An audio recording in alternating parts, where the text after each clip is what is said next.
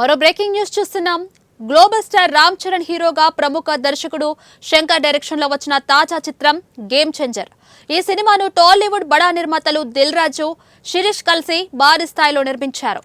భారీ అంచనాల మధ్య ఈ చిత్రం జనవరి 10న విడుదలై ప్రేక్షకుల నుంచి అద్భుతమైన స్పందనను పొందింది.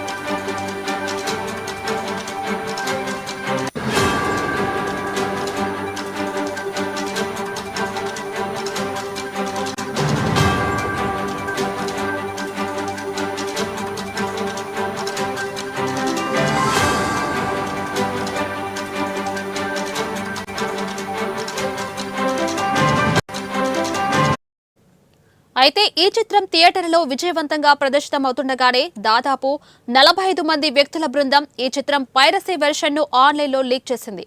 దీంతో చిత్ర బృందం వెంటనే సైబర్ క్రైమ్ పోలీసులకు ఫిర్యాదు చేసింది.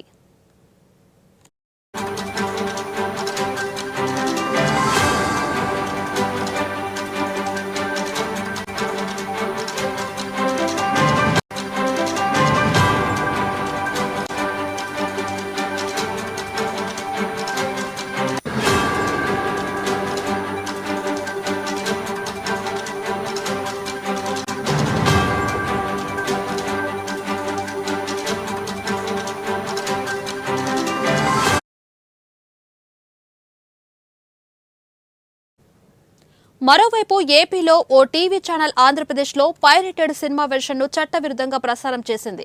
దీంతో మేనేజింగ్ డైరెక్టర్ హెచ్వి చలపతి రాజు నేతృత్వంలోని M&S copyright safety systems, Visakhapatnam commissionerate పరిధిలోని గాజువాక పోలీసులు క్రైమ్ క్లోజ్ టీంతో కలిసి రంగంలోకి దిగింది.